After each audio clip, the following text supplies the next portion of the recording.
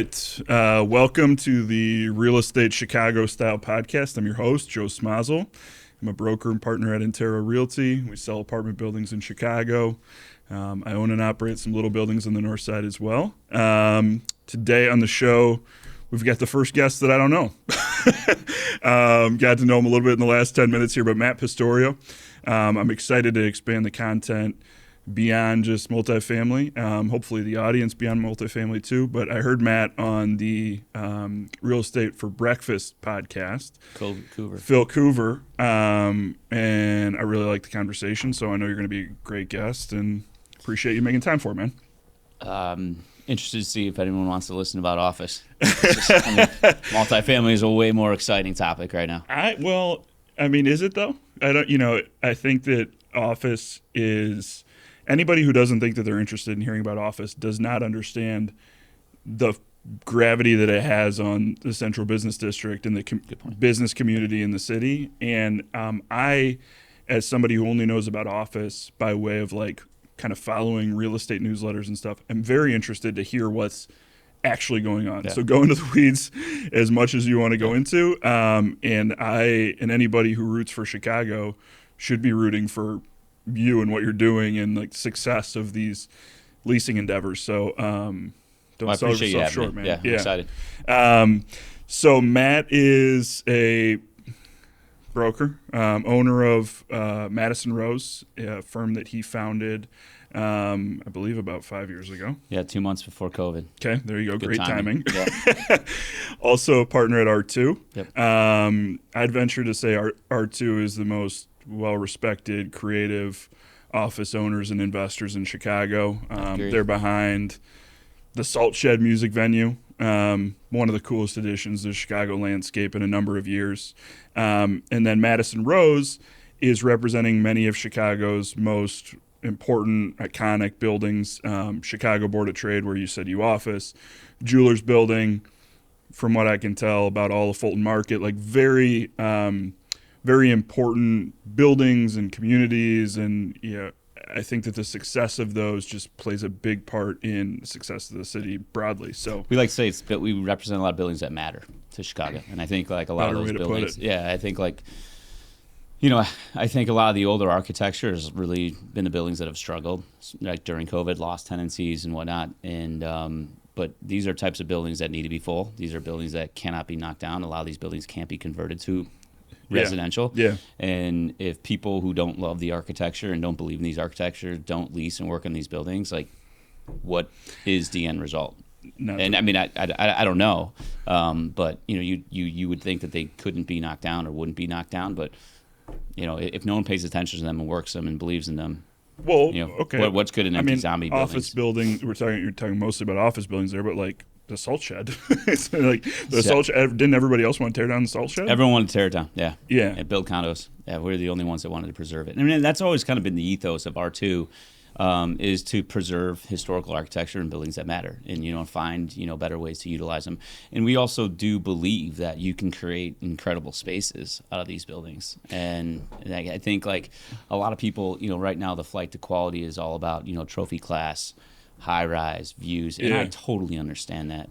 But there are a lot of buildings with a lot of really, really cool and special spaces that you can create spaces that people want to go to, people that, been working at home, want to go work at. And, I think like a perfect example is 1315 North Branch is a building that we sold to Hines, completely redeveloped, adaptive reuse on Goose Island.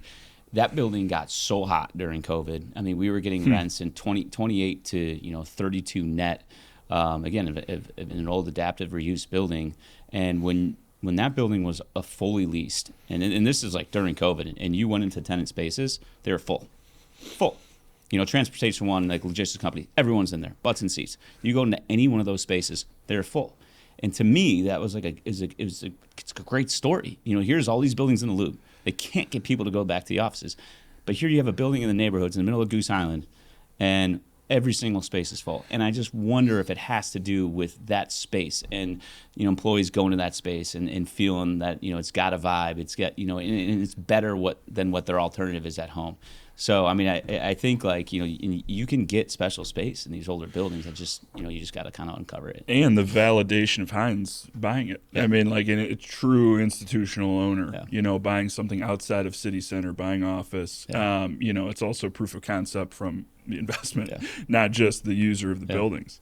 But, I think as you talked a little bit about the importance of those buildings, it's like that all impacts the experience of your employees or your visitors into the office. Like if you come into the lobby of the Chicago Board of Trade or the Jewelers Building, whatever, and you don't feel the energy of 100 years of commerce and of a lot of happenings, like if that doesn't matter to you, then you're not an urban, like, then I don't have anything for it. Like for the Board of Trade, like in particular, like that's like what we actually leaned into when we did a full rebrand of that building. And when we were talking about marketing before we started the podcast, but like typically when you're doing a full rebrand, like you're kind of refresh and like you're trying to come up with new creative ways. Like, and the previous owner actually changed the building name to, even though it's trademarked, it was just Chicago Board of Trade building, but they changed the name to 141 Jackson. And from my understanding, and I may be wrong, but my understanding was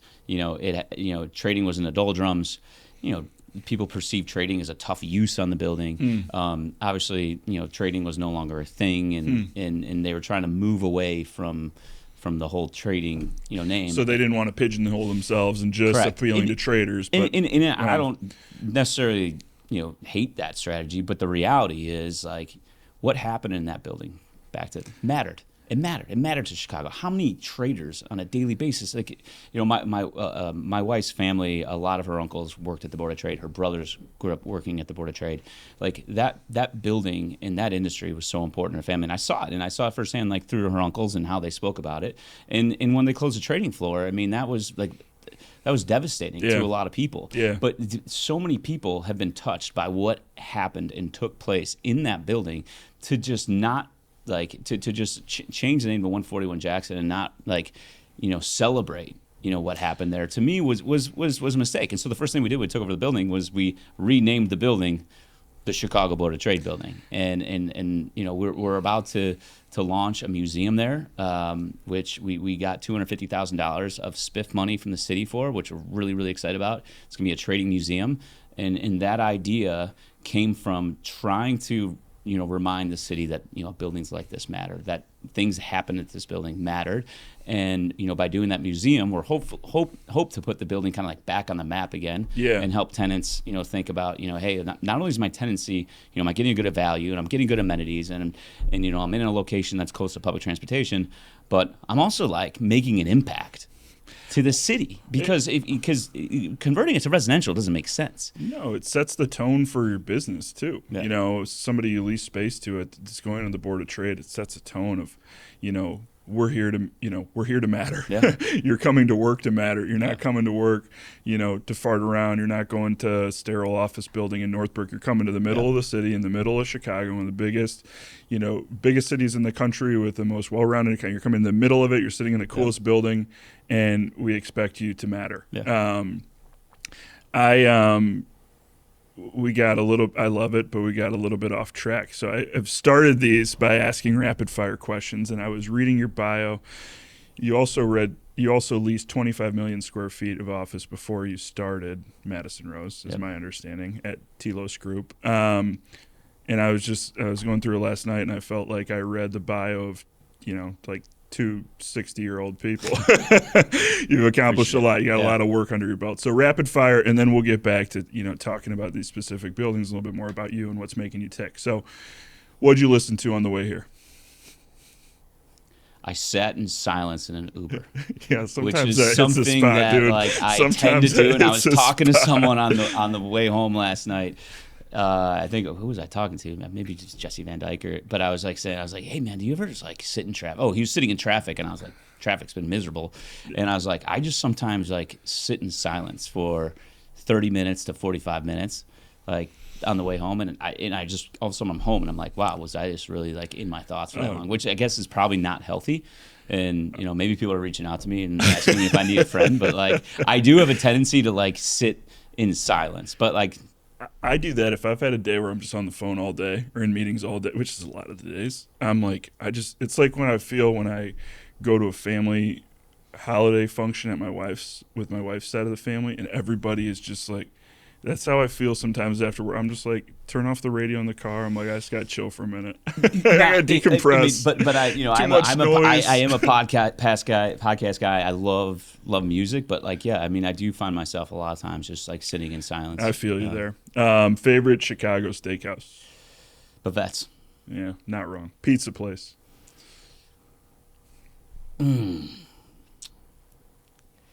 I mean, this is not going to be a popular response, but if it's not watery, Lou Malnati's is really tough to beat. But like it's 50-50 whether that pizza's coming, the with Lou water can get on top. Yeah. And I go Chicago style, sausage on top. Cool. Sometimes jardiniere on top. If you're feeling a little spicy, are you an early bird or a night owl? Early bird. Yeah, same. You got kids. Favorite under the radar Chicago restaurant? Asador Bastion. Okay. I don't know if it's under the radar because I know a lot like of people that go there know it's like on all the buzzy. It's not on all the buzzy thing, and I literally just took a few friends from JLL there, and a broker from Studley, and he actually went with our significant others, which was really cool. But we went there because the majority of them had never been there before, and we were having dinner at another restaurant. And I was like, "Have you guys been here before?" It's so cool too. It's amazing. I mean, talk about the building mattering. By the way, it's in an old mansion, River North, and where we've got a lot of high rises, or we got kind of like the loft office style. And it's an indescript building from the outside. It's like a vintage mansion. They renovated it. It sets a tone. I went into the wrong door the first time and went to the residence. And I think he's like one of the owners. He may be like a former baseball player. That I don't know. A friend of mine turned me on to the place, Vic San Miguel. And I actually like went to like the residence and not like the actual restaurant the first time. I'm like, I don't. Place is the bomb, man. Yeah, place is phenomenal. Absolutely phenomenal. What's one word that your colleagues would use to describe you? Unpredictable. Favorite intersection or corridor in the city?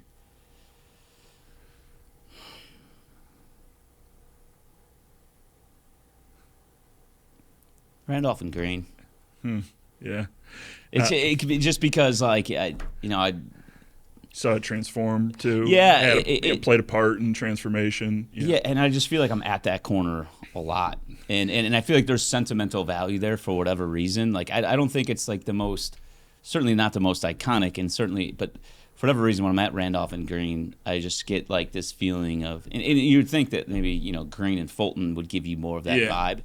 But for me, like Randolph and Green, I had some friends that lived right there out of college. And remember, we used to go to their place all the time. Did you go to Perez? Mexican place? Yeah. But I mean, I just feel like, out of college, that was like a location that was so up and coming. Nobody, it certainly wasn't what it was today. And I think I'd always like be there, and whether I was like getting a cab home or late nights, I'm like on Randolph and Green, and then you go there now. I don't know. I know it's a random intersection, but there's something about that location. I love that. My previous guest, Sal, told me this question was stupid, and he refused to answer. So I'm going to ask you. And if you think it's stupid, then we're going to cut it out, and we'll pretend like this never happened. If you were a NASCAR driver and you could pick 3 sponsors to put on your car, what brands would you have sponsor Matt Pistorio's Chevy or whatever? I think it's a great question. Patagonia would be one of them. Okay. I'm really big into the outdoors, nature. I'm a huge fly fisherman. And I think sustainability undertone. Yeah. Yep. And I think Patagonia does as good a job as anyone. Yeah. What's another? I got to put Bass Pro Shops in there again. Everyone that knows me, I'm a fishing junkie, and I just remember as a kid, my parents, anytime that we were going up to Wisconsin, we would stop at Bass Pro, and I would want to look at the fish tanks, and I'd use whatever money I was making at the batting cages or the ski shop that I worked at, and I dumped every penny into that place. We've taken our boys to Bass Pro Shops just on like a rainy day to get out. Like they needed to get out of the house. They were bouncing off the walls. We're like, we're going to Bass Pro Shops. Yeah. It's a riot. This place is the best. The third brand is a small one that few people will know, but I would put Scandinavian Ski Shop on there. I started working there when I was 15 years old. I worked there till I was probably 31 or 32 years old, which is kind of crazy to think about. But the owner of that ski shop, Jeff Magnuson, really taught me everything I feel like I knew about sales. And I think, that's actually how I got in this business, which I think is something we're going to talk about later. But that place has always meant a lot to me. Yeah. And I feel like, selling skis in a ski shop I started at like 16 years old. It's crazy. I think helped me develop, the interpersonal skills to deal with people today, challenging people today. And so that place is just, there's a special place in my heart for it. And so I would put that brand on there, even though most people probably don't know about it. No, I love that answer. And I think it's a great question. I think it's a great question, by the way, so because like, I'm a big marketing guy, and anytime you go through a branding exercise, and I'm looking at you, like, that's a good question. There's like, what brands influence you the most? What brands do the best job of selling this and this and this? And it's usually like Rolex and Mercedes, and I think that's just like a great way to really try to help people identify. I appreciate that you understood kind of the depth of the question too. All right, well, we're keeping it on the list. Yeah.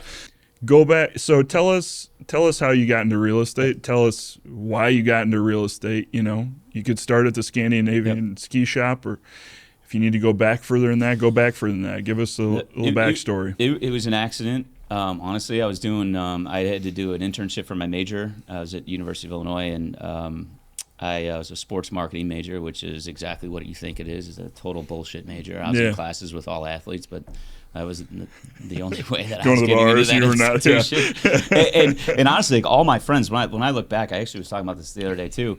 Like, all my buddies were like, accounting majors, and they were doing internships, and they like had like everything planned out. Like, they knew what they were doing. And I was like, kind of like, I'm just here to like party, like I'm here to, I'm here to, I'm just here. Yeah. And so I honestly wasn't really planning for what I was doing after college.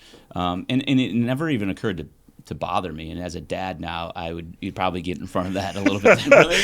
But it never even occurred. I was in the same boat, dude. So it never like really occurred to me to like be like, hey, I got to actually have like a plan to like what happens when I get out. And so I had to do this internship. I did it for the Western Golf Association. It was the first year that the Western Open was going to the BMW Championship. So it was, a loved golf event at the Western Open in Illinois was going to this new FedEx Cup style. Or during the Masters, by the way. Yeah, I know. We should like have that on. We should have it on. We wouldn't have much of a conversation if we did. They were paying me $250 a week. I was living at home. It was in Gulf, Illinois, and so I was working at the ski shop as well, which I've always worked at. And a guy by the name of Doug Sheehan came in, and I sold him a pair of ski boots, and he left, and then he came back in and said, hey, what are you going to do after your internship? And like a lot of people, like when you're selling some skis and ski boots and you're trying stuff on, you do build a connection with them. And I think that's where I kind of went back, why this shop's important to me, is because that's at a young age. I mean, selling skis to people at 16, 17 years old. But wild that ended up being an entree, because like you have, you could say like, oh, you get to know somebody, but like you obviously had enough of an impact for him to buy the skis, turn around and walk out and be like, hang on, I got to go see what's up with this kid, because I'm a believer in like kind of always be selling yourself, be, but like when you're working at a ski shop, you're just kind of like, my guess would be kind of like going through the motions a little bit, but that wasn't the approach that you took. So something you did stuck with him. I genuinely loved what I did. I love skiing. I mean, if I think about when I was a kid, like all over my room, I had trail maps of all these ski areas. And I honestly didn't even go skiing out west until I think I was a sophomore or junior in high school, where I went with a friend's family. And then my dad took me to Whistler, I think, my senior year, and that was like the first time I was like really was. Otherwise, it's like the Midwest skiing, where it's just like straight down. It was totally good. It was totally good. And with all my ski shop buddies, we'd go up after 5 o'clock on Saturdays, and we'd go to Wilmot, and we'd ski from 6 to 11, and like it was all good. But I was so passionate about the sport. But anyway, so that probably came out to him when I was selling the boots. But he came back in.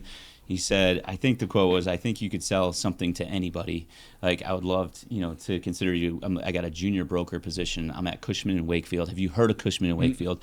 And it was like the question was like, well, of course you have, right? Did you guys talk about real estate at all? Not really. Yeah. Not really. Maybe he told me he was a broker, but like, honestly, still in that stage of my life, like, I didn't know what that meant. Yeah. And when he said Cushman & Wakefield, it felt like he was waiting to be like, oh, yeah, like, I know Cushman & Wakefield. Of course. They're one of the largest like brokerage companies in the world. Like, had no idea who Cushman & Wakefield was, and I knew nothing about commercial real estate. And so anyways, I went in and met with him, and then he had me meet with a friend of mine who I played hockey with growing up, Jason Simon, which is kind of like how you start to meet people in the business. And then I met with David Burden, who's at Collier's now and was actually running that office.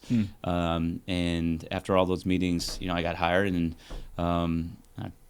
after I finished and graduated, it took me 6.5 years of college, which I had to go get my broker's license, and I was going to be an office broker, and here we are. So what do you think when you take yourself back, when you started, what set you apart? What do you think that you were doing differently, doing better, that you can look back at and kind of are you saying once I was at Cushman? Yeah, once that you had the opportunities. Yeah, so I understand. Yeah, I'll give you. I mean, this will kind of just go into like the cadence of how I came to where we are today. I mean, I actually only worked at Cushman for about 11 months.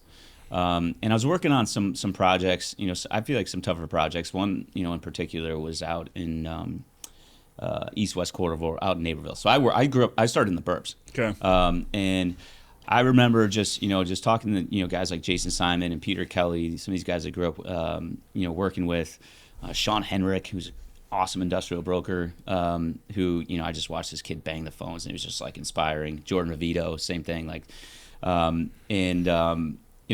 was I was a leasing guy. I was doing some tenant rep stuff, but I was focused on leasing. But I was trying to emulate what they were doing from more of a tenant rep standpoint as a leasing guy. And I think it's Diana Rixey, who was a broker at JLL, I think tipped off Brian Whiting, who has really been, my biggest mentor in this business. And I'll go into that, maybe there was a suburban broker out there, and he was at JF McKinney at the time. McKinney had a suburban portfolio, but it was mostly downtown. Yeah. So I got put in touch with Brian, and was really inspired by what he was telling me and what the opportunity was, and saying hey, maybe there's an opportunity to come downtown one day, and we're one of the largest leasing companies downtown. And when I went home and told my mom, at first she was like, what are you doing? It's also wholesome that you went home and told your mom. Who's JF McKinney? And you're at a big brokerage. And then, and ironically, then she put together Brian was the brother of one of her best friends in college. Okay. And that softened her up a little bit. And then I was like, well, look at all the stuff they have downtown. And then she was like, wow. And so, long story short, that's the decision I made. I actually will, I'll also never forget the day that I told Doug that I was leaving. And it was so hard for me because I really did appreciate what he did for me. He pulled you out of a ski shop, dude. Fucking ski shop, dude. And I'll never forget this. And I don't know if Doug will ever listen to this, but I went into his office and I honestly started crying. Yeah. And it was a really hard thing for me to do. And he goes, be a man. You can't cry. I'm like, I'm sorry. Be a man. That's and then you started crying about not being a man. Don't yell at me. And that was that. And so then I went worked at McKinney. I worked in the burbs a little bit, and then the way I got downtown was and this was really the entree to my entire career was 180 North LaSalle, a guy by the name of Harry Skydell, who a lot of people know very well, 601 West Companies, one of the most prolific buyers of real estate, I think, in Chicago history, has been responsible, for some of the best redevelopments also in Chicago. Yeah. The old post office, Aon, Prudential Plaza, Civic Opera, 111 West Jackson. You can go on and on. The guy's an absolute, an amazing human being and an incredible buyer of real estate. But Brian brought me downtown, shows me 180 North LaSalle. He's like, what do you think of this building? And I was like, I love it.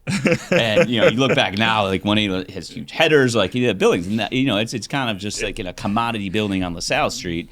But I love it. But for you, it represented the opportunity of downtown. It wasn't. Yeah. And I think, I think he asked, and I won't name any names, a couple people, if they wanted to work on it. And they are kind of dogging on the building. And he was kind of like, he's like, these guys, I bring them a good listing and they don't want to take this. So I think he was a little, jacked up about that. And so I was like, I absolutely love to work on this. And so we had an incredible run at that building. It was really the first spec suite with an open ceiling in like a traditional office I don't building. even know what that means. That nowadays, well, this is a drop ceiling. Nowadays, I'm a lot of apartment guy, man. I know. Now you're feeling like a me. fish out of water. I get it. But like lofting ceilings in offices was not a thing for a while, and with tech was kind of, it was raw. It wasn't like the drop so you ceiling. open it up so you get a higher ceiling, and this was a Brian genius. I mean, he really was the first person, as far as I know, to do like the fully furnished spec suite where. He was coming out of 0809. He did it at 311 South Wacker Drive as a means to get tenants to move at a time that was really hard to get tenants to move because they didn't have money to spend on, and that's kind of how this spec suite furniture thing came about in Chicago, which I don't know if a lot of people know this. I didn't know it. But anyways, 180 was the first one open ceiling, and we ran a truck through that building. Oh, we put a new fitness center in. That was like a free fitness center was like a new thing. And then Harry bought 111 West Jackson. And then Brian's like, I remember when Brian brought me over there, he goes, what do you think of this building? And I was like, I love it. And he goes, really? And that building, if you know that building, is kind of a piece of shit, and it looks into a jail. And anyways, we ran a truck through that building. And then, Harry bought, Civic. And that was kind of, how everything started for me. And so that was while we were at McKinney.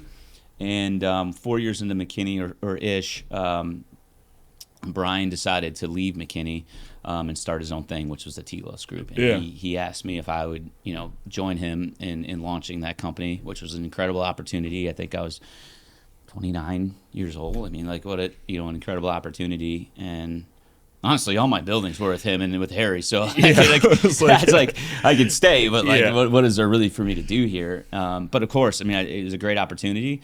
And launched it with Jack O'Brien, who's still there today, and love that guy. And that's when Telos was born, and we started with 4 million square feet and grew it to 25 million square feet. And those guys are all still kicking ass over there. And the people that are there, I think a lot of them have changed over, but I'm still tight like with all the guys like Matt Whipple over there and Jamie Dix, and those guys kill it and they do a great job. But Brian was really.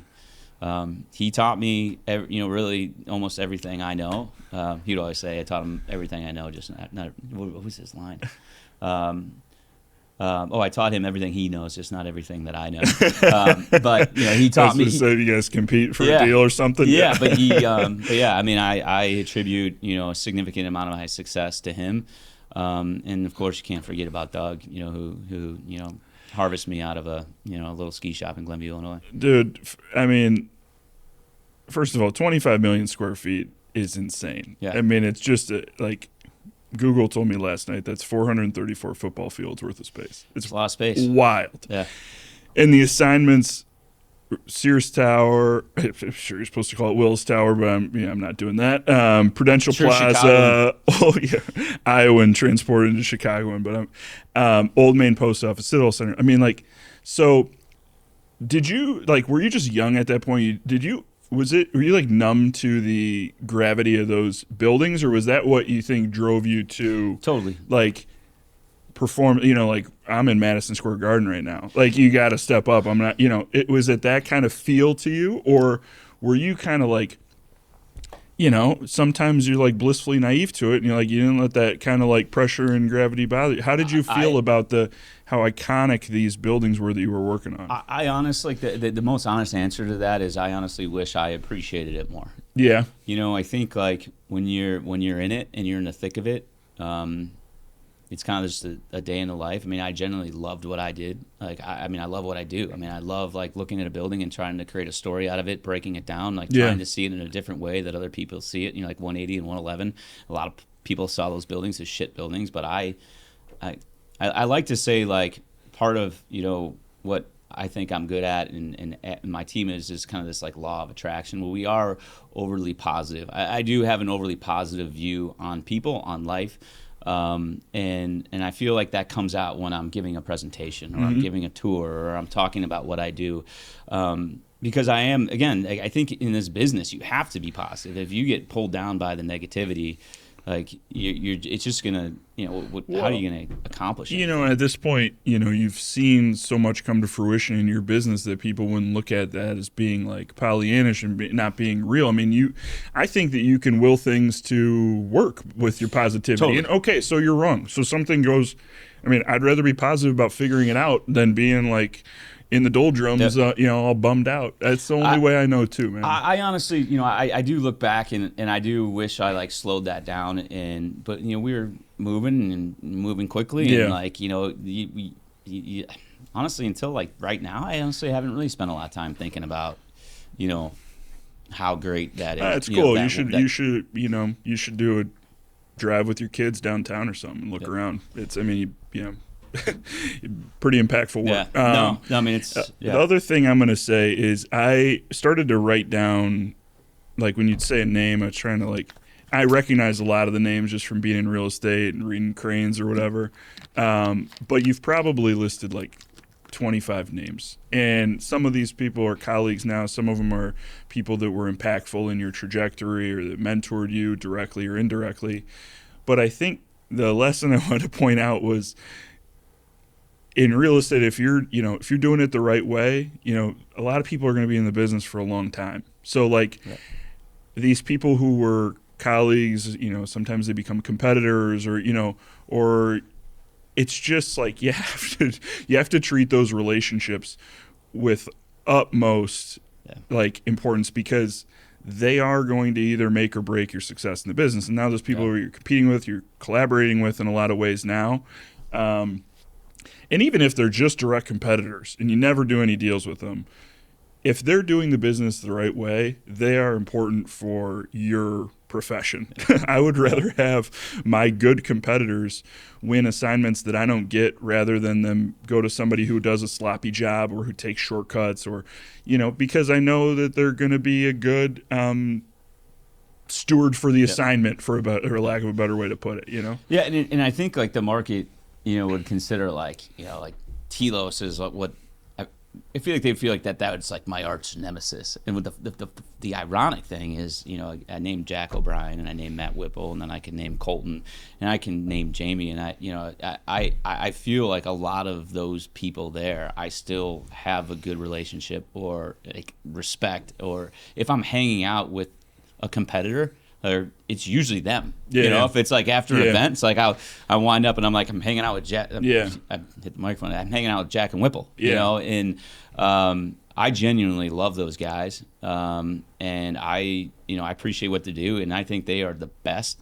at what they do on the leasing side in Chicago. That's why they continue to perform. That's why a lot of people have success, but you can have success. Yeah, they've kept it. And what I also respect is they're a small company. Yeah. Probably 15 people. Yeah. And it's the name of J.F. McKinney. Honestly, one of the people that I didn't mention who I have the utmost respect for and maybe had some of the most impact on me was Jack McKinney, who was the founder of J.F. McKinney, Jack McKinney Sr. He was probably the best leader I have ever met in the business, and I try to emulate. What were a couple of characteristics he had that stuck out to you? He made you feel appreciated. Yeah. I would just remember every single day sitting in my cube. It was right on the walkway where people had their offices at 71 South Wacker. Almost every single day he'd stop by and he'd be like, "I appreciate you. Thank you for being here." That's cool, just man. Something that in a lot of us who are type A and I try to be like, "Hey, well, I don't need an attaboy. I'm a self-starter." But man, what that and to this day, I'm sure he doesn't even know that. But what that meant to me, and just how I just felt seen, and that I just you just don't see that. No, I stink at it too. That's why I think I appreciate it when you say that, because I'm like, dang, I should do a better job. I mean, yeah, he put his hand on your shoulder, and even when I fucked up and made some mistakes, while I was at McKinney and I did some pranks and stuff like that, which I won't bring up, but he brought me in his office and he was quick to be all right, we're gonna have to talk about this. Man, that was funny. Okay, look, first of all, well done. Yeah. Well, like we talked about you earlier, that we're talking about customer. And then he proceed to say all these things that he did when he was younger. Yeah. And then he would, the lesson would come at the end. But I thought, like, what a great way to work with a young kid to, like, just not, like, beat him down. And, still, I learned my lesson. I walked out of that office and be like, I'm never doing that again. But I also felt that, like, hey, man, like, other people have been there before. Yeah. Successful people like Jack have done these things before, and I'm not, like, that, like, crazy. Dude, also, when you say that, it reminds me of, like, we were talking offline about, when our kids kind of mess up, but it's like a little funny, and so it's really like, look, okay, first thing I'm going to say is that's really funny. Yeah. Don't ever think about doing it again. And it's like, but when you're a parent or when you're Jack McKinney Sr. and you can appreciate that it's funny, at least he's enjoying the ride too. He would, if everybody came in and was boring, like his job, his life wouldn't be as fulfilled either. It humanizes, everything that's going on. And when you're a leader, it's you don't want to. Your job is not to make sure that everyone knows that you're the boss. Yeah. And like you're kind of coming down to the level of the person. He was amazing, and I didn't have as much direct. He ran McKinney, but I was working for Brian. Yeah. But he, man, the stories that guy had, just like times are so different now. I just think about some of those, but yeah. So you're in this growing firm at Telos with a lot of people that you liked. Yeah.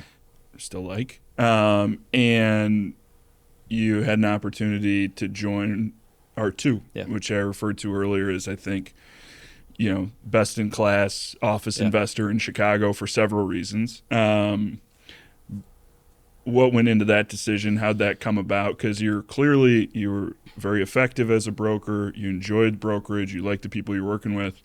But you went to the principal side for a bit.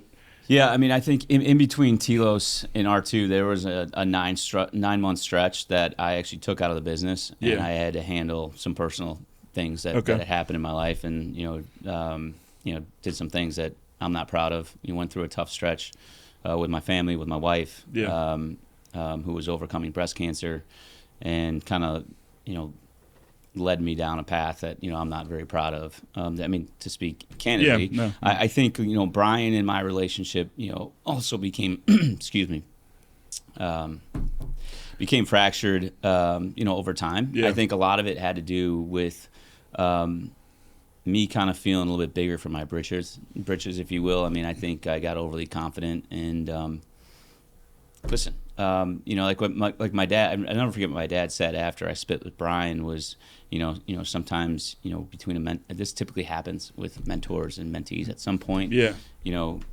This type of thing can happen, and so I mean, long story short, I took 9 months off, which was honestly the best thing that I've ever done. I'll never forget. Like I thought, like I was so into the business, I was so into like it was my life. And I feel like a lot of people in real estate can probably relate to what I'm saying. You get like so into the like success your job. Almost becomes like your identity, and it's like it's a little consuming that way. Yeah, if you can harness it, it's powerful. But it's I thought stepping away would be like, oh, what am I gonna like? Oh my God, like how fast is the industry gonna move away from me? Yeah. When I'm gone, and long story short, like I came back, like nothing changed. Like it was like the same tenants that were in the market were still in the market, and like that was like. Well, you also when somebody's in the business. If you think about 9 months ago, it's all blur, man. Like if somebody said I've been out of the business for 9 months, you'd be like, well, I don't even know. If you're in the business, you're like, oh, it's been 9 months. But if you're out of it, like it did feel like kind of like an eternity. Yeah. But I did want to always get on the principal side. I think because of the way I got into brokerage, I didn't spend a ton of time on understanding the fundamentals of real estate, understanding the fundamentals of what it means to be an owner, and that always interested me. Was always of interest to me, and when you see guys like Harry and you see the owner, you're like, I want to be that guy. Cool. Like right? Yeah. You're like, I want to be the owner. I want to be the man. Something I was telling like I think I was telling Freeberg about it, our mutual client friend. It's like, when you sit there and see my kids build Legos or something, I'm like, the building part of it, you don't ever really like fantasize about like, well, it'd be cool to be the broker of this structure, And I love my job, but there's something about being on the principal side that is magnetic, and it's a beacon for for us service providers, I guess, too. Yeah, and it's kind of like also there was a little bit of this cockiness that I had at the time, which again, like something that is all part of growing, right? Yeah. And I think is something that I developed, which again I'm also not proud of, but I also recognize that like the only way you got to live and learn. And and I tell this to my team all the time, like I tell them all the time, I want them to make mistakes. Like I want them to make mistakes. It's the best way to learn. That's why I give them a lot of freedom to go out there and make mistakes. Hopefully they're not catastrophic, but when you make that mistake, you gotta learn from it. Like if you're making the same mistake over and over and over, like that's not gonna be okay. I wanted, I felt like I was like, I can redevelop buildings, like now I know how to do it. Like now I just need to be the guy. And so I always wanted to be on the principal side. And Matt and Max gave me this, Max Myers, who I love and respect, and Matt Garrison, who was the founder of R2, gave me the opportunity to do that and go on the principal side. And wow, was that like eye-opening. Like, man, like when you think what's something specific that you just, I don't know, say blindsided, but you didn't bargain, you underestimated, maybe is a better way to put it. It's as simple as not understanding the meaning of basis. I mean, you chuckle, but like I'm telling you, I know it's for a fact. There's a shit ton of leasing brokers out there that have no idea. So you thought you could just kind of cool your way through, and it's like, we'll figure it out. We're going to deliver great space. It's all going to work itself out. You're positive. I realized I thought I knew everything about real estate. I could do anything. I was walking on clouds. Yeah. Right. Had a lot of, like, to your point, I've had a lot of success. Yeah. Man, it was humbling. It was so humbling that I was like, as Bill Truskowski would say, like I didn't know shit from apple butter about real estate. Like when I came out of there. Yeah. Okay. So now, so you still work with R2. Yeah. Still absolutely. a partner in R2.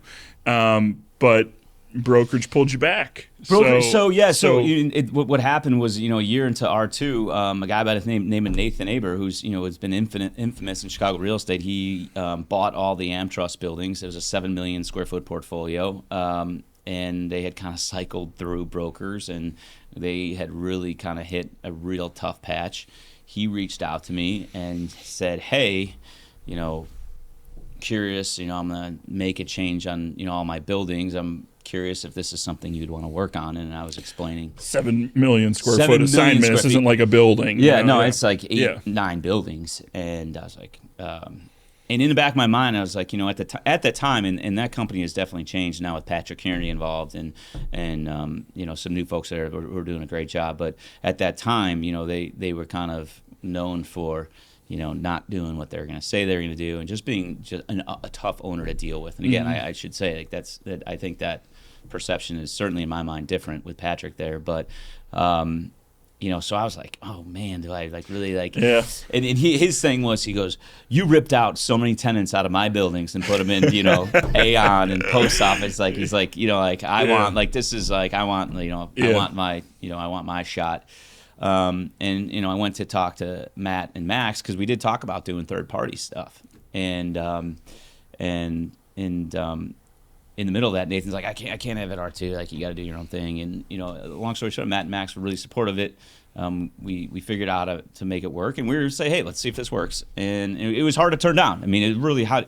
And honestly, getting back to brokerage. It's like a type of assignment that you can can launch a business. Yeah. There's enough scale that by itself really, right? And it did. And that's, that's how Madison Rose was born. Madison Rose is, Madison is my 10-year-old daughter. Peyton Rose is my 8-year-old daughter. And honestly, Gina and I, my wife, who's a 50-50 partner in Madison Rose, looked at it was also kind of like we wanted to do a lot more work with breast cancer. We knew like that was going to be more of a mission of ours, regardless of what I was doing with work. After she had the complete response. And so we looked at it as also as a platform to raise money for breast cancer, and which we do a ton of now. And so anyway, so I did it. I hired Adam Pines. I hired a gal by the name of Daniela Hemsley, and that was Madison Rose. And then literally 2 months after we launched, COVID hit.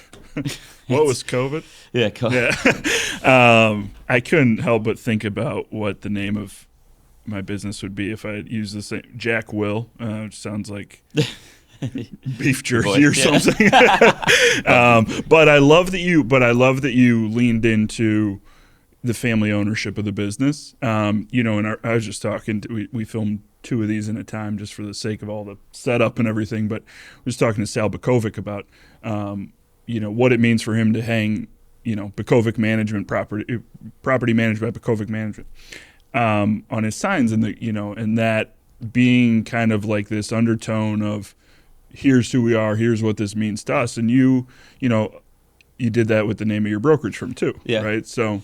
Yeah, I mean, listen, it's not that, family was never a big part of my life. I feel like, during, the growth period in Telos, and just, again, job became my identity. Job became everything. Yeah. And, I think, family definitely slipped. Yeah.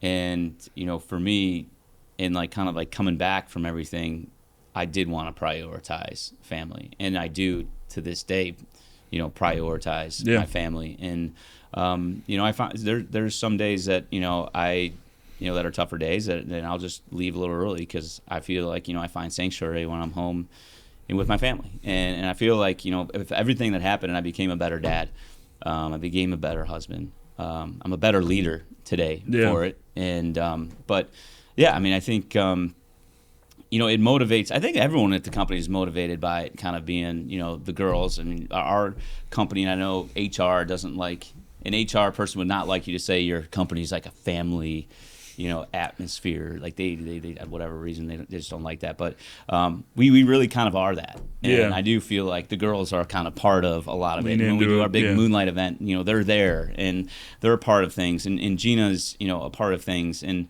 I think it's one thing that makes our company unique and super special and sticky. I mean, we haven't had really any attrition outside of one person. I truly believe that, there's multiple people at that company. If they want, I told them that, would you tattoo the Madison Rose logo on you? I know Abby would do it for sure because she is like total badass and she is so like all Madison Rose through and through. Which, but I think the fact that there is family and Gina and the girls behind it and they're around. It's not like they're the people you never see. I mean they're you couldn't do it if it wasn't authentic. It wouldn't stick. Yeah. It would kind of have the opposite. What's the Moonlight event? Is that a fundraiser? Yeah, Moonlight. Moonlight. It's an annual event. It kind of started as a real estate event. We started in COVID, where we did. Well, COVID I hope happened. that you all stayed 6 feet apart, or else don't take me on a tangent because that's not. I don't know how that's going to bode well for me. But we during COVID we decided to do a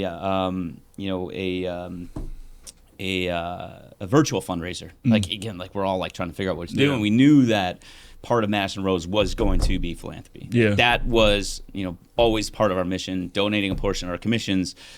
That was kind of like going to be part of the ethos of Madison Rose. And we did this fundraiser during COVID. We picked a beneficiary, which is a company called Casting for Recovery, which I actually just was added to the board of trustees there, which is something I'm really excited about.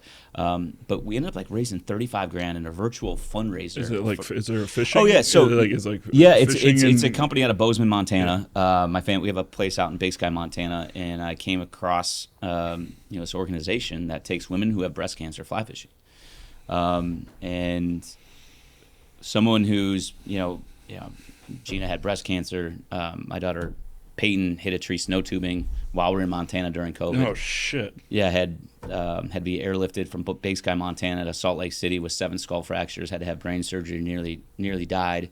And then that was during COVID, right after we launched Madison Rose. And then about 24 months ago, Gina had a brain tumor. She had a brain tumor when she was 12. And so the last 10 years, there's been a lot of lot of life. trauma. Like, Yeah. and the one thing that centers me is fly fishing. And, fly fishing is, if you've ever done it, it's hard. Yeah, I tried to do it, and I slipped on the rocks, and then my waders filled up with water. That's not good. And then it didn't do anything for the experience as a whole. Yeah, that's not a good experience, especially that water's probably pretty cold. It's just like I couldn't get the flow of it, It's hard. Add it to the list of stuff. It's really hard. And again, but it's not everyone. But what does fly fishing do? I mean, people always say fish are not caught in places that aren't beautiful, right? So you're in nature, which everyone, I think, who's been in nature knows that nature is healing. You're standing in the water. The sound of the rushing water is peaceful.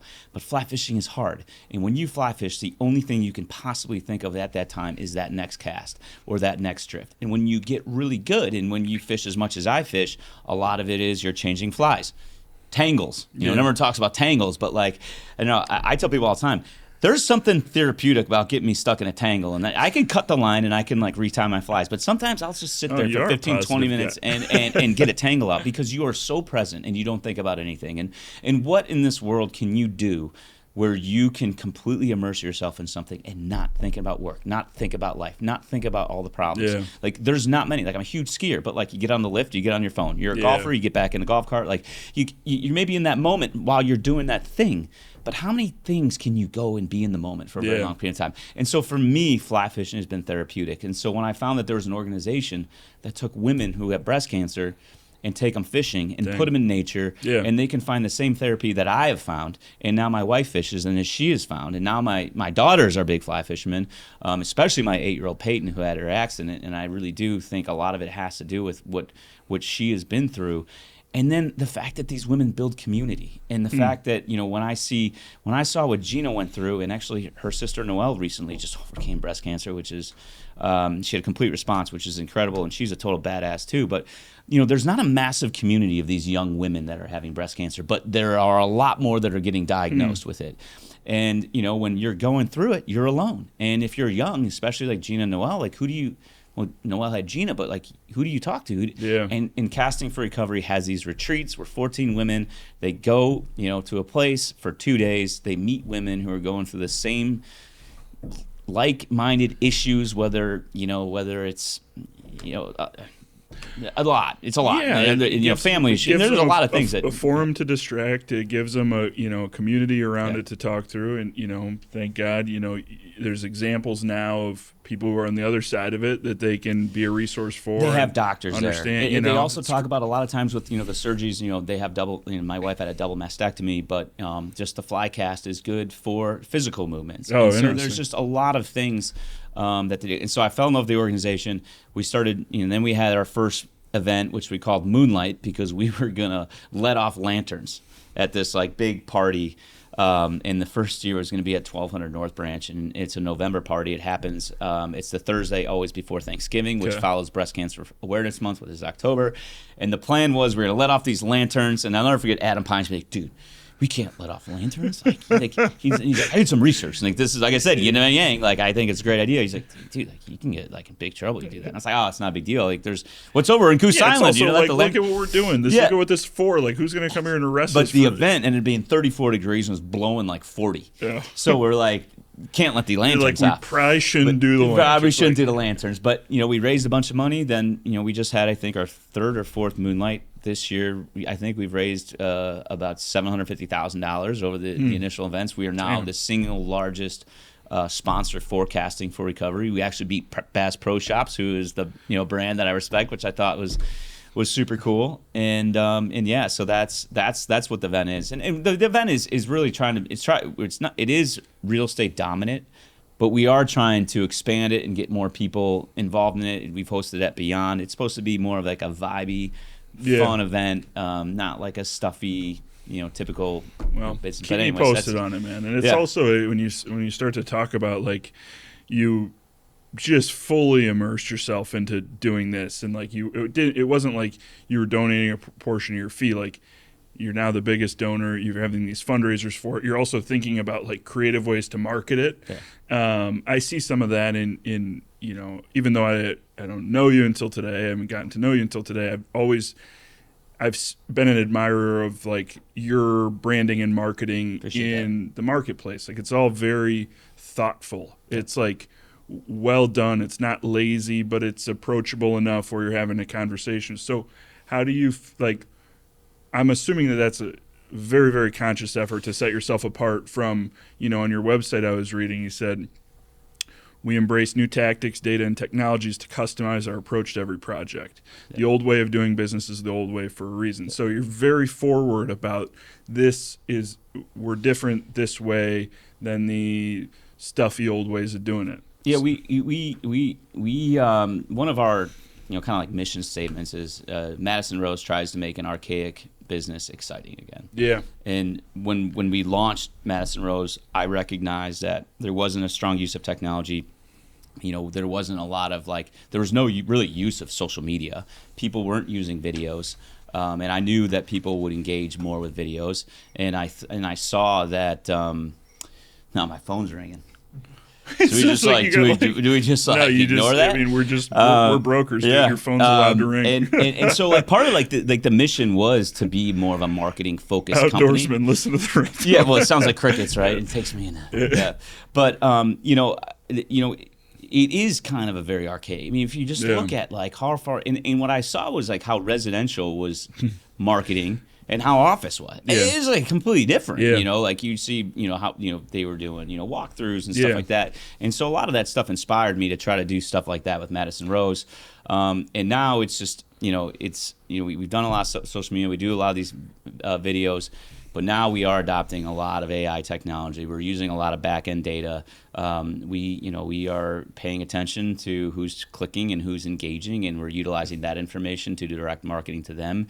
And that is one way to differentiate in what I feel has become a complete commoditized business. And it kind of pisses me off that, what we do, it is kind of viewed as a commodity. I think there's a lot of asset managers out there that just think it's just a leasing agent. We can hire this guy, or we can bring a side up, whatever, And honestly, I think because a lot of the behaviors of a lot of leasing people, some of it is founded. Yeah, right. And I think there's a lot of people that aren't nearly as passionate about what we do as we are. And it's hard to find ways to differentiate yourself in a business that. How many different things can you really do? But, dude, I've seen your videos, and they reminded me, I mean this in a complimentary way, they reminded me of a little bit of a high-end residential marketing video of a walkthrough. Not, again, I think that commercial real estate is very lazy in our marketing. Yeah. And I think some of it is ego. I think it's you think, some people in commercial real estate think they're above that promotion brand, or I don't know, they don't embrace it. But we recently had Jeff Lowe sell our house, and I've gotten to be friendly with him and appreciate even a guy like that who's been at the top of that game for 25 years is still very focused on his marketing and is doing more of the videos that he hadn't done in the past. Yep. And they were just so much faster to embrace the technology. It's so competitive. Totally. And we're getting hired for these big assignments. You see, sometimes, it's probably why you're doing a podcast, people dude. Honestly, it is. But people pay us for a lot of money to not be or they pay us a lot of money to execute an assignment, and not be lazy about it. Well, and I also think I do think we are very creative. I think we are always looking to do what is the next. What are people not doing? And I think a perfect example was drone tours. And indoor drone tours just had their 5th anniversary. They do such cool shit. And they called us out because we were their first customer.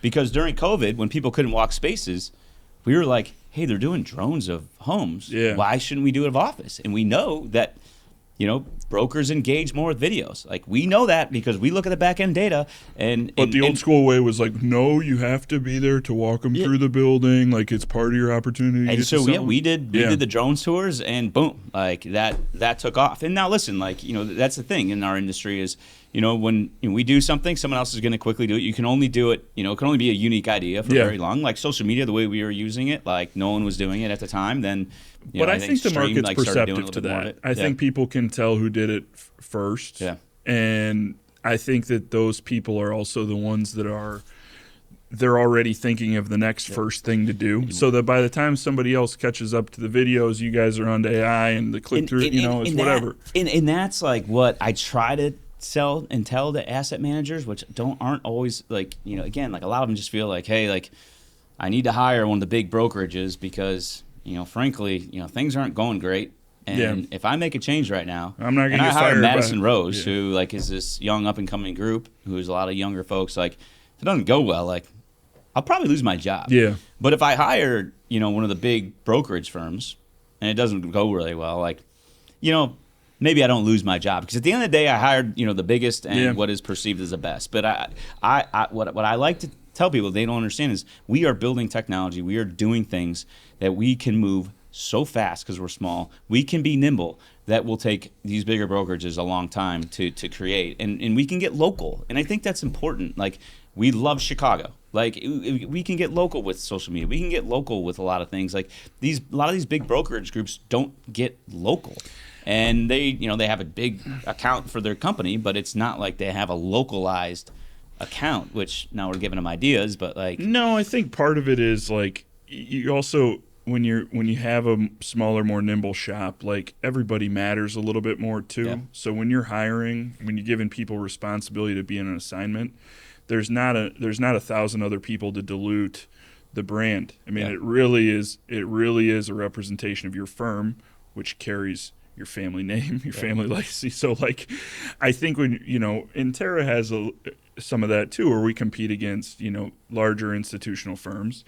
But we've grown substantially. We're hungry. We're like, and we have 20-ish people. We've had 20-ish people since I started. So we haven't grown by number. We've grown by production and doing things better and trying to think of the next thing to do. Steven's helping us with some marketing right now. So it's like, if I'm a client hiring a leasing broker or a multifamily broker or whatever, like, I'm wildly biased, but I would rather have the young, hungry group.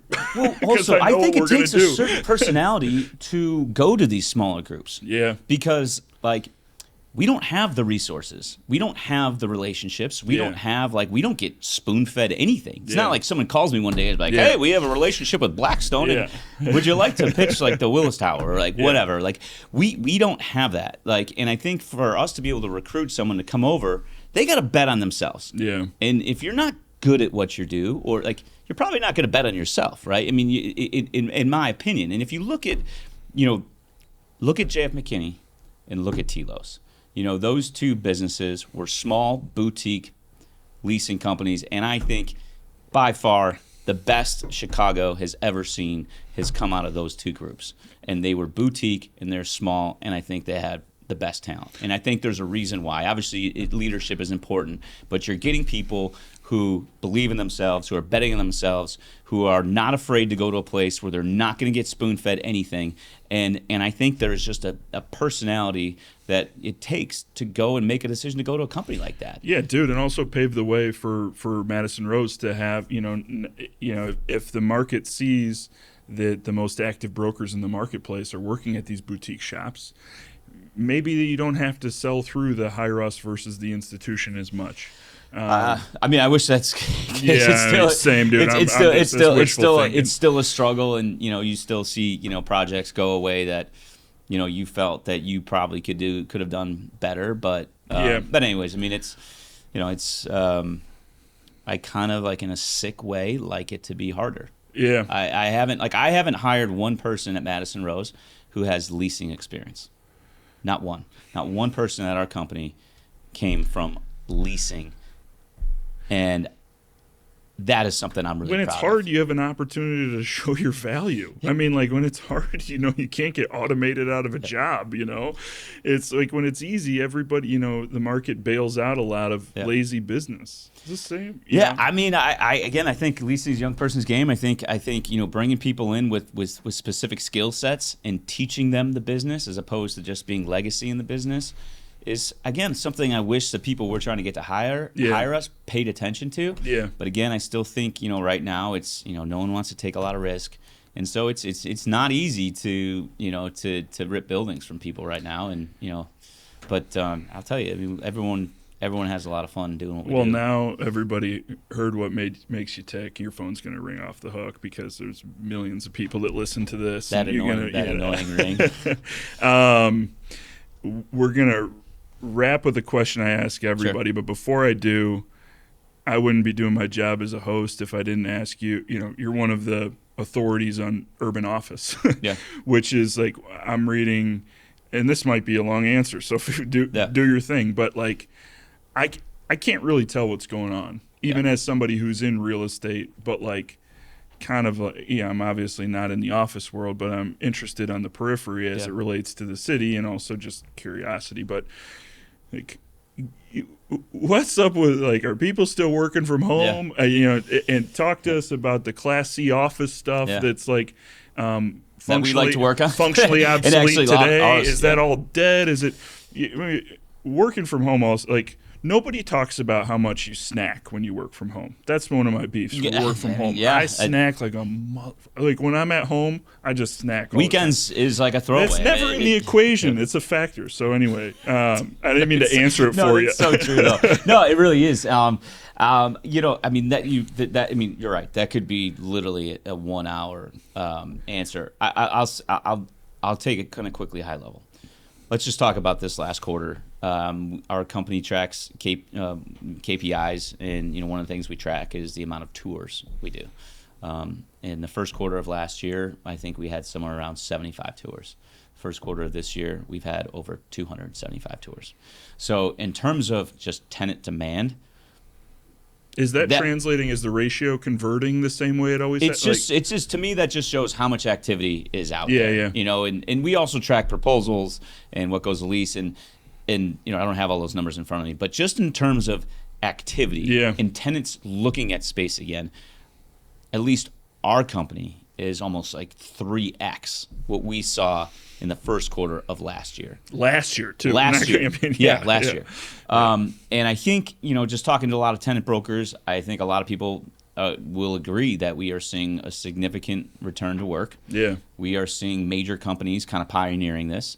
And I think when you see, large companies like JP Morgan, and, I know a lot of it's been led by banks, and now Amazon, and these companies that, companies that people respect, it's much easier to get your people to go back to the office when there's kind of a precedent being set. And I think, a lot of companies put themselves in a real tough spot by offering like full remote. I think it's one reason why tech, which is now, talking to Brad Surratt and Tony Coggs at CBRE, who, are really the tech guys of Chicago in my mind, that they are starting to see this resurgence in tech.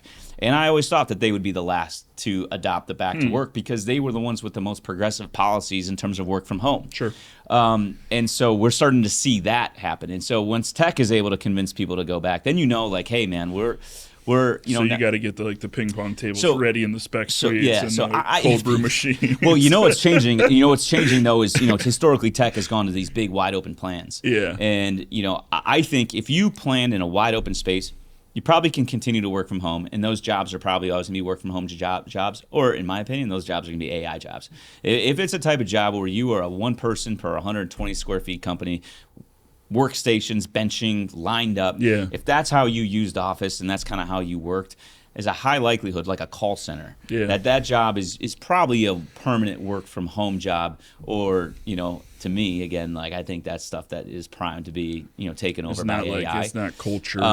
But we're definitely seeing more activity.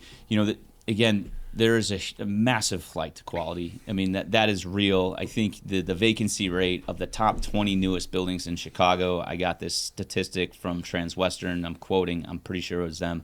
I think it's between 8 and 8.5% vacant of the top 20 newest buildings. Okay. And of that, and this is not for, I think like high rise space is 2 to 3%.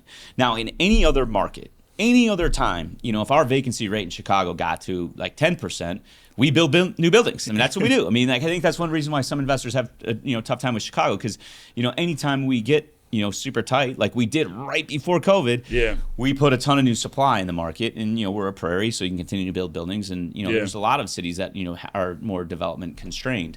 But in any other market, we're probably building new buildings, and I do think one building will go this year. Hopefully, it's our building at 655 Madison with the John Buck Company. But I think one building will go because there is so much demand for trophy class space, and there is very little opportunity to get it. I mean, there is a huge flight to be by the trains. Yeah. And, I think a lot of people view the trains as the conduit to get employees back to the office. If it's easy for them to get to work, which is goofy, by the way, because 55% of people that commute from the suburbs drive. And the reason I have this stat is because 65 Madison is right on top of the highway. It has great access to parking, and it's incredible driving access, and it also has great train access. But the fact that a lot of these companies, and I think the stat was like 17 to 20% of people that are actually taking the metro, but like all these companies are making the decision based on, a smaller population of their people, which I find a little curious. So the stats are getting skewed by the stuff that's kind of tired or functionally obsolete. So then there's there's the Class C stuff. Yeah, that I've gathered that the most desirable stuff is very desirable and in demand and is healthy.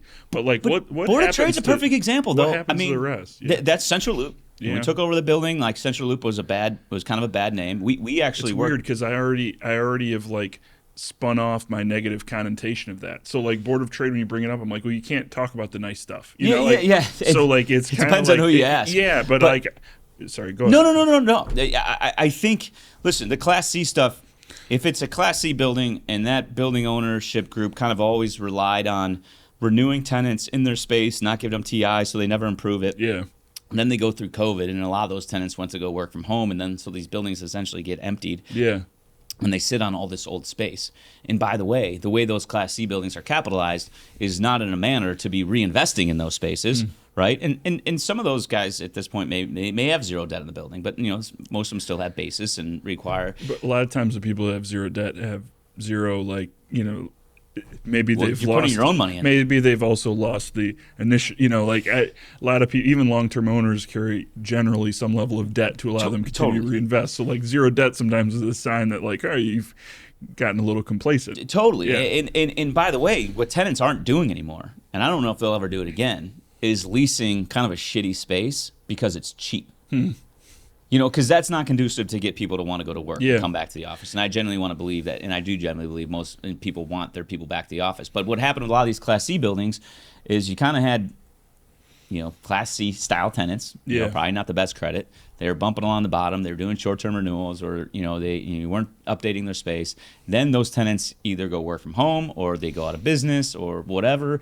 And now your building's 60, 70% vacant, and all the space that you have is old existing conditions. No one wants it. In a moment in time, you could say, well, 15 gross. And there was someone out there be for 15 gross, I'll take this shitty space, 15 gross. Yeah.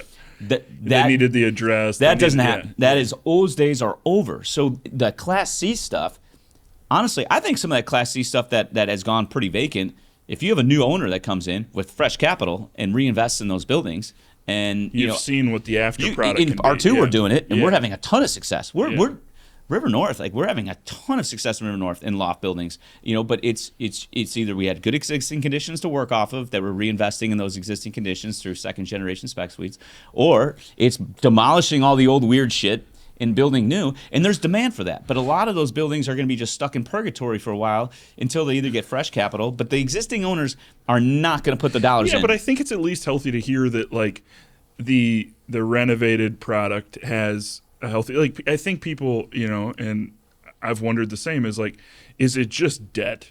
Is it beyond resurrection? Because you read all these headlines about how doom and gloom it is, and you're like, oh man, what are they going to do to figure out all that office space downtown? And you're saying that as long as the deal's capitalized right, as long as you have an owner with, energy and a vision for it, that you have the tendency for it, that the demand exists. I'm also naive, and I talked about the law of attraction. I feel that any building can lease with the right leasing strategy, with the right ownership group.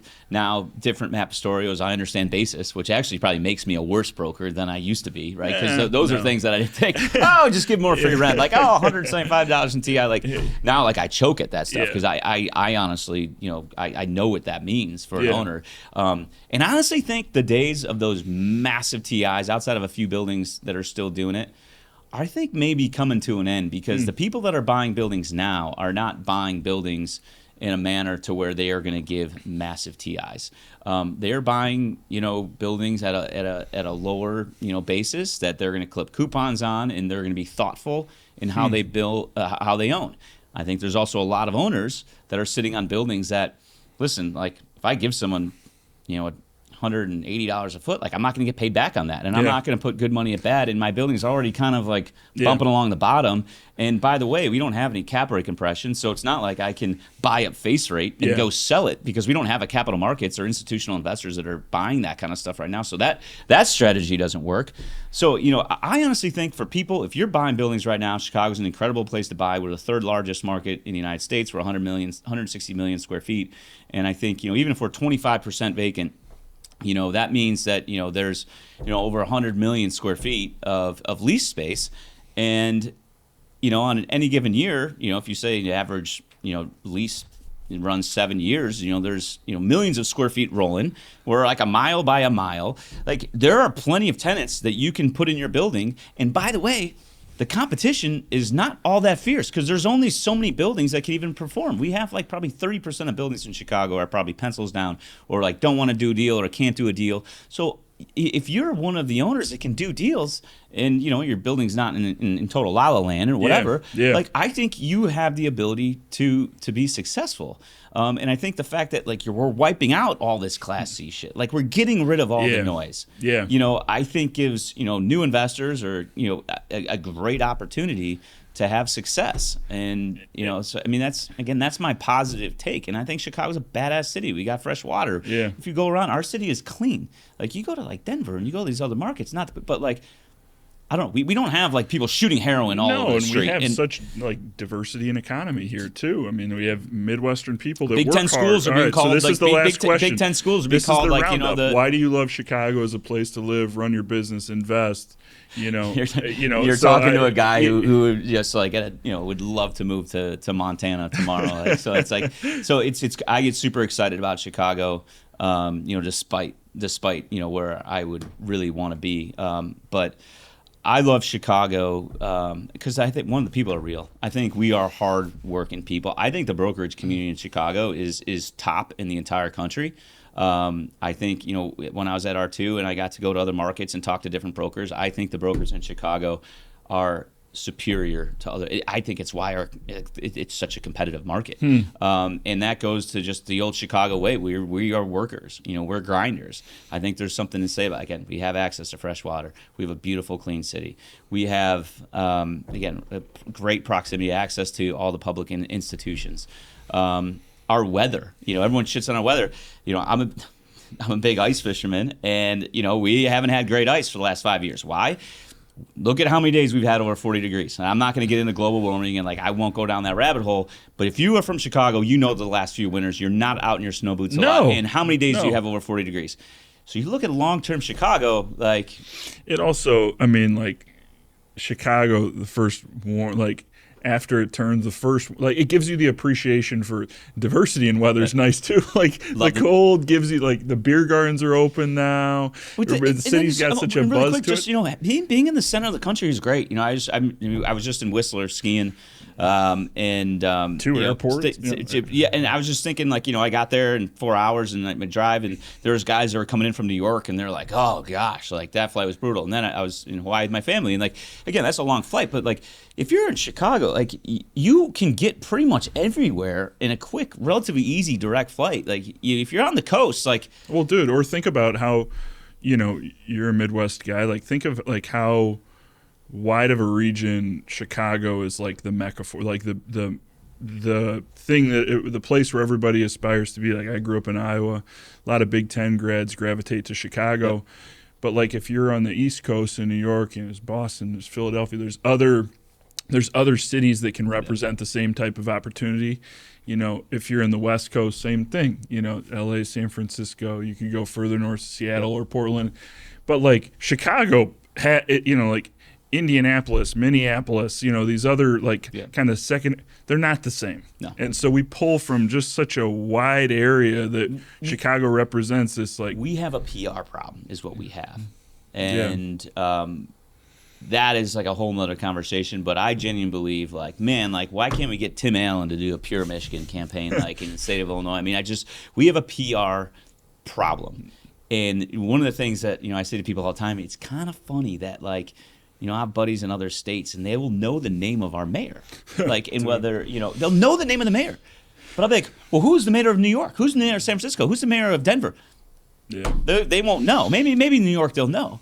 But that just shows the extent of our PR problem is if, it's always like, and I feel like we get unfairly picked on. I've been to a lot of these other cities. Yeah. I've seen them during COVID. Like, honestly, like, yeah, we have a crime issue, but like, do any of these other major cities not dealing with the same? But why are we the one that's always like, we're called out? Like, we're always called out. And I'll say one more thing, by the way, food. And you brought up food. Our food is amazing. Our restaurants are amazing, and I know a meal in New York probably tastes better, or a meal in in LA overlooking the ocean like probably tastes better. But like, when you think about our restaurants, and here's one more example. We can end on this, but like, my favorite restaurateur in Chicago is Brendan Sodakoff, Hog Salt. I think his Arma to Jailhouse prime rib sandwich is the date cake. Oh the date cake is the best dessert on the planet. Forget Sorry, about like it. come at me if you want to fight on that one. Like the date cake is amazing. But he has this restaurant in New York called Fort Charles. By the way, his designs of his spaces are just like beautiful. So they make cool. you just want to stay. And I'm surprised he can even turn over tables in his restaurants because he just gets so cozy. But Fort Charles in New York is kind of like, it has a lot of the stuff that we have at Trivoli and Bavette's and but it's like kind of all in this like little restaurant in New York, and it's one of the hardest restaurants to get into. And I've had multiple clients where people from New York being like, "Oh, that's the best restaurant in New York." I'm like, we have like 6 of those restaurants. Like we did that. Like really? Like we have like 6 of those. I got takeout from that place last night. So like, I don't know. I use that as like as an example, and I know like all like the big foodies out there are gonna be like, "Oh, dude, you don't even know what you're talking about." And I'm not a foodie, so like I'm not gonna battle that. But dude, we have great food here. I agree. I'm okay with ending on Chicago food. Yeah. You're the man. Thanks for your time. Fun to get to know great you. Meeting you. I appreciate you. Thanks for saying the mic. Appreciate your story. Appreciate what you do for Chicago real estate. It's keep doing a great job, man. Yeah, bud. Thank you. Cool.